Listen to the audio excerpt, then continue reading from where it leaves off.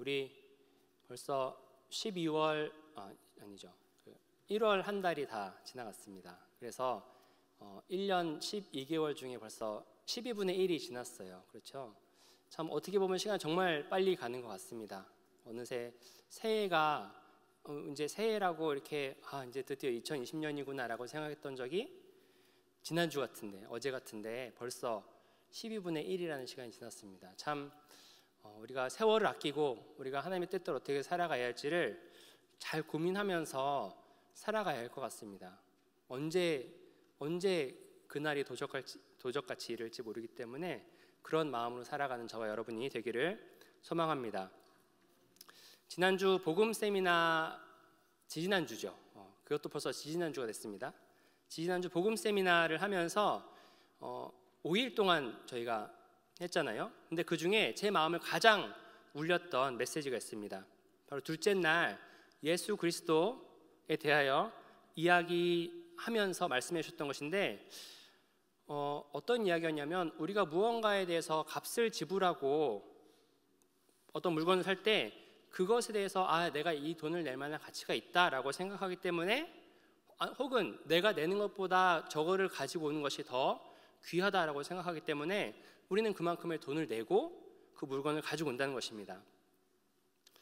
마태복음 13장 44절에 보면 거기도 비슷한 말씀이 써 있습니다. 천국은 마치 밭에 감추인 보화와 같으니 사람이 이를 발견하여 숨겨두고 기뻐하며 돌아가서 자기의 소유를 다 팔아 그 밭을 샀느니라.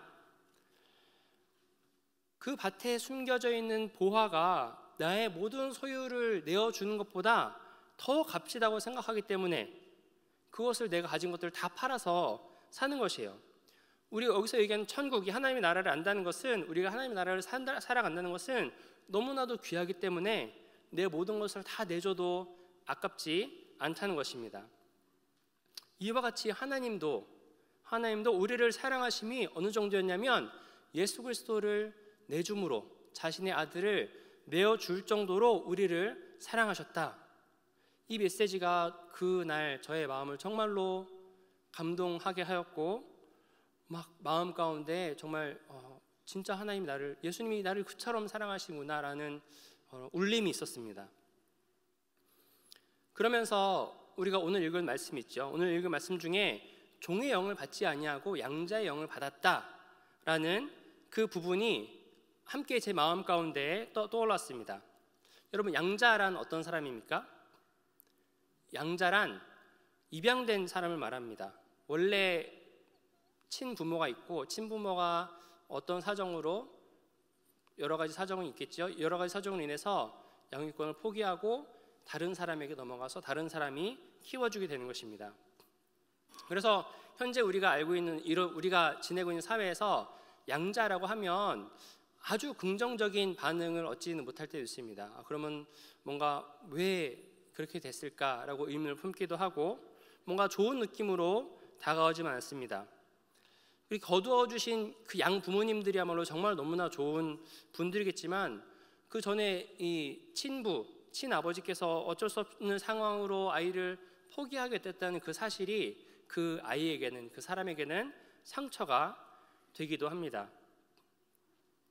그런데 지금과는 달리 그리스도 로마 시대에서 양자로 선택을 받아서 살아간다는 것은 매우 특별한 영광이었습니다. 그 시대에 입양된다는 것은요, 천부가 능력이 없거나 어쩔 수 없는 상황이 있어서 양육권을 포기하고 다른 이에게 그냥 넘길 수 없는 상황에 있어서 넘긴 것이 아니라, 오히려 입양하고자 하는 쪽에서 자기 자신에 있는 아이들 중에서 정말 가장 좋은 유전자를 가지고 있는, 가장 좋은 어떤 잘 클 것 같은, 머리도 똑똑하고 체력도 좋고 리더십도 있는 그런 아이를 잘 보고 있다가 그런 아이를 나의 양자로 삼는 것입니다.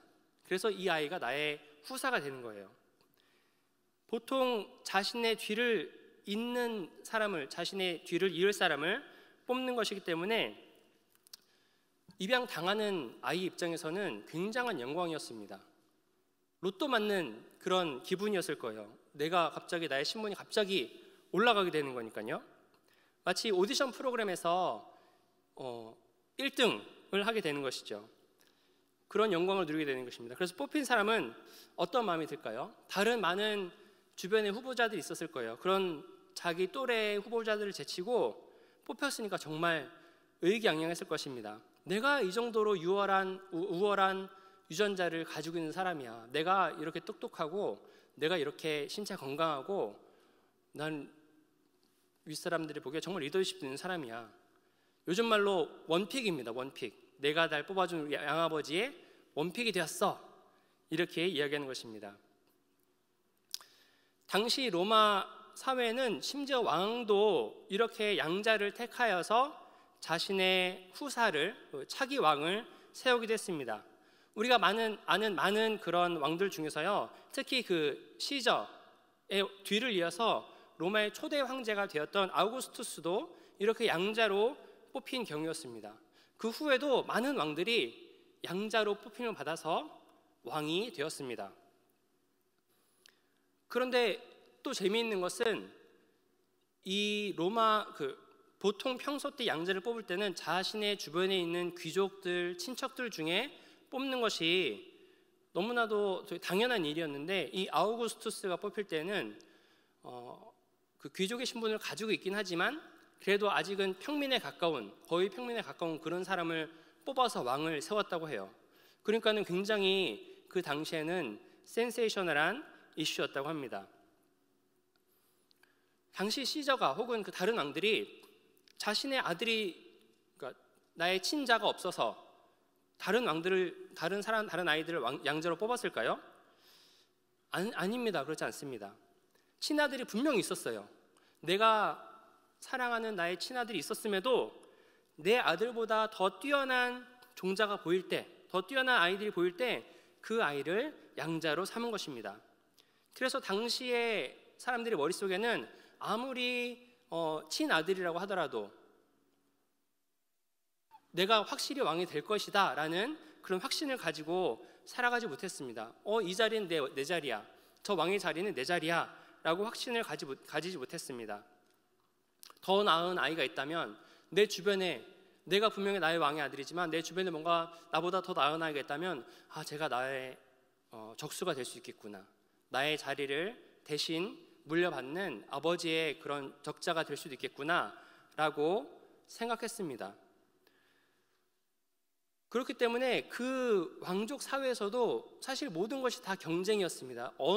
누가 더 우월한 사람인가, 내가 저 사람보다 더 뛰어난 사람인가, 못난 사람인가, 이런 부분에서 내가 좀 더 뛰어나지 않을까, 저런 부분은 내가 좀 더 보완해야 되나, 아마 그 사람들의 마음속에서 굉장히 걱정과 두려움이 있었을 것입니다.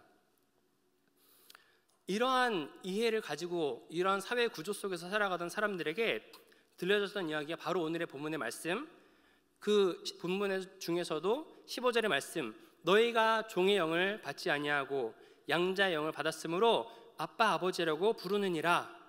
이 아빠라고 부른다는 거예요. 내가 양자의 영을 받았으니까, 내가 정말 그 하나님의 자녀로서 선택을 받았으니까 너희가 이제 하나님을 아빠라고 부를 수 있다라고 이야기하는 것입니다. 이 이야기를 들었던 당시의 사람들은 놀라지 않을 수 없었습니다. 하나님의 아들이라고 하는 예수님, 그 예수님보다도, 예수님만큼이나 어쩌면 그보다 더 이 양자로 택함 받은 나를 더 귀하게 여기신다고? 그 예수님을 내어주고서라도 나를 데려오는 내가 무엇이기에, 내가 무엇인데 나를 택하셔서 나를 하나님의 자녀로 삼아주셨을까? 하나님의 아들이시자 곧 하나님이신데 어떻게 나를 택하셔서 나를 이 자리 가운데 불러내셨을까? 물론 나중에 다시 살리시고 죽음 가운데에서 건져내셨기 때문에 문제가 안 되지만, 그 당시에는 정말 그 예수 그리스도, 하나님의 아들이신 예수 그리스도를 버리시면서까지 우리를 택하신 이유가 무엇인가? 이런 의문들이 분명히 들었을 것입니다.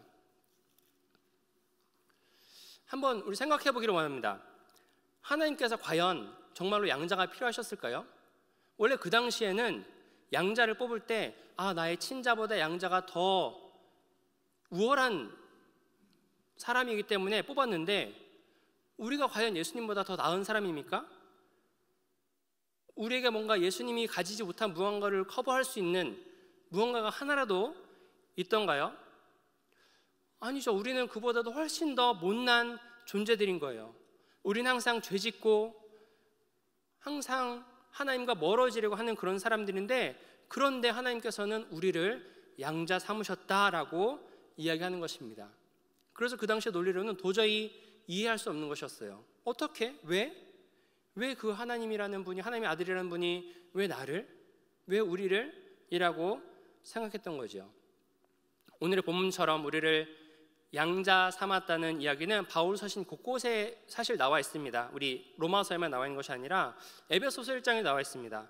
에베소서 1장 3절에서 6절까지 말씀을 보면 제가 읽겠습니다. 찬송하리로다. 하나님 우리 주 예수 그리스도의 아버지께서 그리스도 안에서 하늘에 속한 모든 신령한 복으로 우리에게 복 주시되, 곧 창세 전에 그리스도 안에서 우리를 택하사 우리로 사랑 안에서 그 앞에 거룩하고 흠이 없게 하시려고 그 기쁘신 뜻대로 우리를 예정하사 예수 그리스도로 말미암아 자기의 아들들이 되게 하셨으니, 이는 그의 사랑하는 자 안에서 우리에게 거저 주시는 바 그의 은혜의 영광을 찬미하게 하려 하는 것이라. 다시 한번 묻겠습니다. 왜 우리가 무엇이기에 우리를 그처럼 사랑하셔서 우리를 하나님의 아들로 삼아주셨을까요? 양자의 영을 보여주셔서 양자로 우리가 살아갈 수 있게 하셨을까요?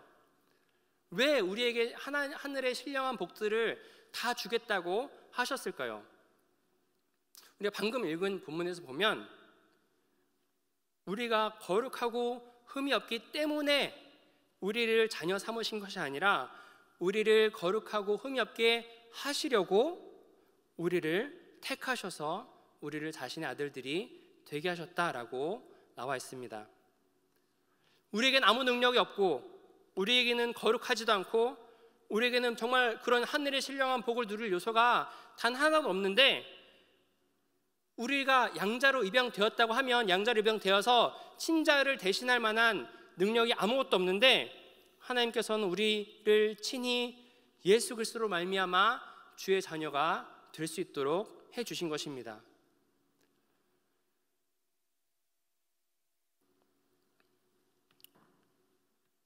우리가 방금 읽은 에베소서 1장 6절에 보면요, 이렇게 쓰여 있습니다. 이는 그가 사랑하시는 자 안에서 우리에게 거저 주시는 바 그의 은혜의 영광을 찬송하게 하려는 것이라. 이것이 우리를 양자 삼으시는 이유입니다. 우리를 거룩하게 하시고 우리를 하나님의 자녀로 되게 하시고 우리를 기뻐하는 주님의 자녀가 되게 하여서 우리가 하나님의 은혜의 영광을 찬송하게 하려 하는 것이라. 여러분이 지난주 전사님께서 하셨던 설교 다들 기억하시리라 믿습니다. 설교 말씀 중에 이런 문학 기법을 소개를 해주셨습니다. 인클루지오라는 기법이었는데, 뭐냐면 우리나라 말로 하면 수미상관이라 그래가지고 첫 행과 마지막 행이 이야기하는 바가 중심 주제였다는 거예요. 중간에는 그것을 설명하거나 그것에 대하여 묘사하는 그런 기법이었습니다. 진짜 하고 싶은 이야기는 첫 행과 마지막 행이었습니다. 이것을 기억하시면서 시편 8편을 보시면요, 시편 8편 한번 우리 성경책을 펴서 한번 보시겠어요? 우리가 한 절 한 절 보는 것보다 전체를 보는 게 더 좋을 것 같습니다. 시편 8편 띄워주시기도 했네요. 보시면 1절과 마지막 절을 한번 보시면 1절을 다 함께 읽어볼까요? 여호와 우리 주여, 주의 이름이 온 땅에 어찌 그리 아름다운지요, 주의 영광을 하늘 위에 두셨나이다. 마지막 9절을 읽겠습니다. 여호와 우리 주여, 주의 이름이 온 땅에 어찌 그리 아름다운지요. 딱 보면 나 이거 봐봐, 나 딱 인클루지오 용법으로 쓴 거야. 보이시죠? 너무나 대놓고 이거 내가 말하고자 하는 바가 뭔지 알지? 여호와 우리 주여, 주의 이름이 온 땅에 어찌 그리 아름다운지요, 이 이야기를 하고자 함입니다. 그런데 이 이야기를 하는 중간에, 그 묘사하는 중간에 뭐라고 나와 있습니까? 4절 5절을 보면 사람이 무엇이건대 주께서 그를 생각하시며 또 인자가 무엇이건대 주께서 저를 권고하시나이까. 그를 하나님보다 조금 못하게 하시고 영화와 존귀로 관을 씌우셨나이다. 아멘.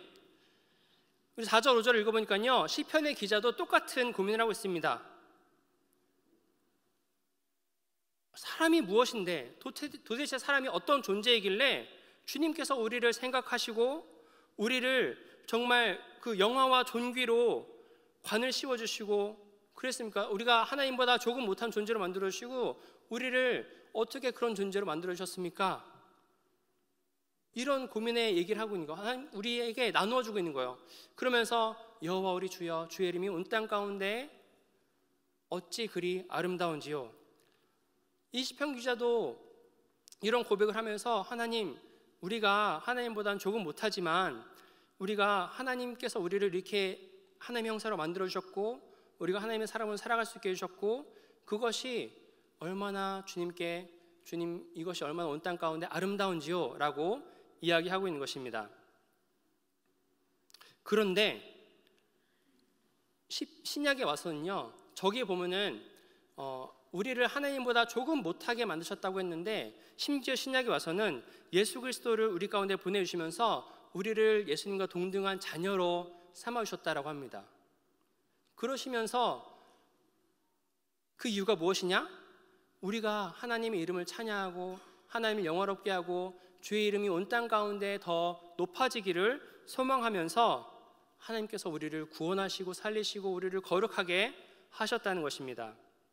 주의 이름을 영화롭게 하기 위해서, 또 그의 은혜와 영광을 찬송하기 위해서 사람을 지으시고, 또 우리를 죄 가운데에서 구원하시고 구속하셔서 우리를 하나님의 자녀가 되게 하셨습니다. 이것은 사실 은혜가 아니고서는 설명할 수가 없습니다. 전혀 논리적으로는 설명할 수 없는 것입니다.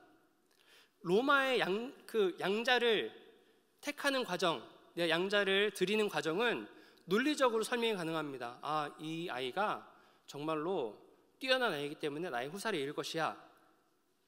그런데 하나님께서 우리를 택한 것은요, 그걸로는 도저히 이해가 안 되는 거예요. 은혜일 수밖에 없습니다. 예수님께서는 스스로 그 보좌에서 내려오셔서 육신의 몸을 입으시고 죄로 물든 세상 가운데서 살아가시면서 세상을 이처럼 사랑하사, 죄로 물든 우리를 이처럼 사랑하사 연약하고 항상 범죄한 우리를 살리시려고 이 땅 가운데 내려오셨다는 것입니다. 우리보다 훨씬 더, 이렇게 표현해도 될지 모르겠습니다만, 훨씬 더 우월한 유전자를 가지신, 우리는 정말 그분의 발톱에 땀만큼도 안 되는 이런 존재를 위해서 하나님께서 직접 우리 세상 가운데 오셔서, 우리 죄된 세상 가운데 오셔서 우리를 살리시러 오셨다는 것입니다. 그래서 우리를 하나님의 자녀가 될 수 있도록 하셨습니다. 죄송하지만 자랑 하나만 하겠습니다. 네, 제가 오늘 좀 멋있어 보이지 않으십니까? 네, 감사합니다. 제가 오늘 좀 세련돼 보이지 않으십니까? 제가 사실은 이 양복을 처음 입는 양복인데요, 우리 제 1월 중에 제 생일이 있었습니다. 그래서 그 리더들이 정말 돈을 모아가지고 저에게 이 정장을, 그리고 넥타이, 와이셔츠까지 해가지고 선물해줬어요. 저는 정말 전혀 기대 못하고 있었거든요. 근데 그 선물 받고 너무 깜짝 놀라고 감격스러우면서도 부담이 되더라고요. 나는 이런 걸 받을 자격이 안 되는데, 나는 아직 뭔가 내가 청년들한테 뭘 제대로 해준 것도 없고, 내가 보여준 어떤 사랑도 너무 부족한 것 같고, 정말 이거를 내가 받을 자격이 안 되는데 내가 이걸 받다니 라면서 부담이 되는 거예요. 그런 부담이 들면서 어떤 생각이 들었냐면, 이 양복을 내가 한 것도 없지만 그럼에도 불구하고 나한테 이것을 사준 이유는, 우리 청년들이, 야, 너 이제 딱 걸렸어. 너 이제 더 이상 아무 데도 못 가. 너 이제 우리 공동체랑 함께 가야 돼.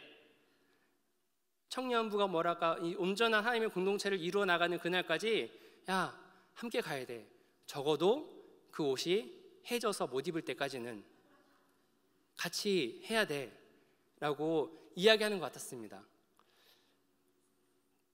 이거 정확히 뭐 얼마인지 사실 모르겠습니다만 제가 가지고 있는 양복이 지금 3벌이 있는데 한 벌만 좀 비싸게 준 양복이에요. 그것은 이제 결혼식 때 예복으로 산 옷이라 조금 비싸긴 한데 나머지는 13만 원짜리, 11만 원짜리 그렇거든요.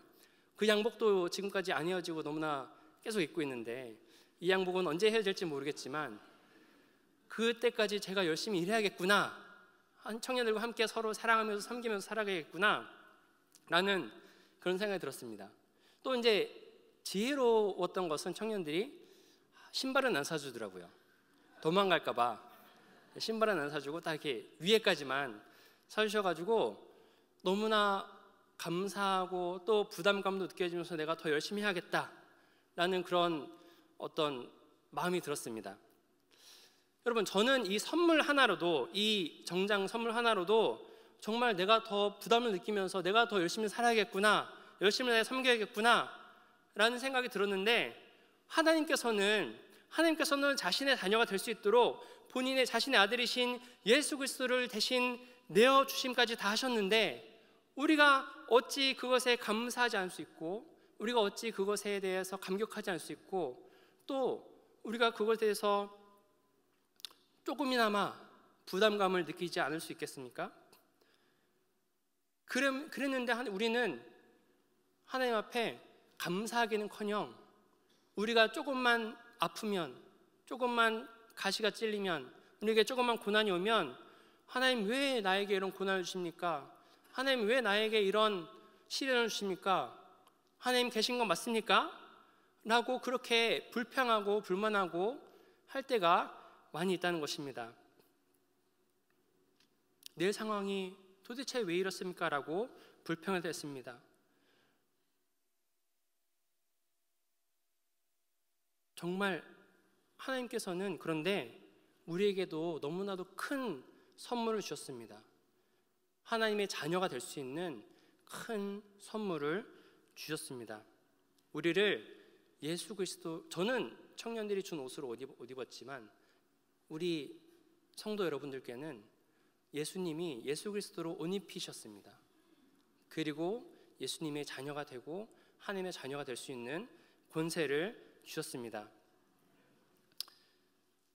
비록 아무런 대가 없이 받은 것이긴 하지만 우리 오늘 말씀 읽은 것처럼, 본문 말씀처럼 지금 우리가 겪는 고난은, 우리가 지금 겪고 있는 고난은 장차 우리가 주님과 함께 누리게 될 그 영광과는 비교될 수 없기에 우리 여러분 주님과 함께 한 걸음 한 걸음 나아가기를 소망합니다. 여러분, 예수님께서 세례 요한 가운데 나가셔가지고 세례를 받으실 때 하늘로부터 어떤 음성이 들렸습니까? 너는 내 사랑하는 아들이라 내가 너를 기뻐하노라 말씀하셨습니다. 우리도 예수 그리스도 옷 입은 자 되어서, 예수 그리스도의 가장 큰 선물을 받은 자 되어서 우리가 하나님 앞에 나아갈 때 하나님께서 우리에게 똑같이 말씀해 주실 것입니다. 너는 내 사랑하는 아들이다, 딸이다, 내가 너를 기뻐하노라 라고 말씀해 주실 것입니다. 그 누구도 줄 수 없는 선물, 하나님 아니고서는, 예수님 아니고서는 그 누구도 줄 수 없는 선물을 우리가 받았습니다. 우리가 아직 죄인 되었을 때 예수 그리스도께서 돌아가심으로 우리에 대한 그리스도의 사랑을 확증하셨습니다.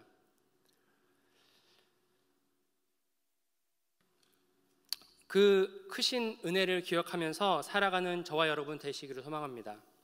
하나님께 영광과 찬양을 드리며 하나님의 나라를 이루어 나가면서 지금 우리가 가는 이 길은 조금 힘들지라도, 조금 어려울지라도 우리에게 예수 그리스도의 옷을 입게 해주신 그 예수님 바라보면서, 예수님과 함께 동행하면서, 성령님과 함께 동행하면서 양자의 영을 받은 우리들로서 우리가 정말 하나님의 자녀의 됨을, 권세를 누리면서 그렇게 살아가는, 하나님 나라를 꿈꾸며 함께 만들어 나아가는 저의 여러분 되시기를 소망합니다.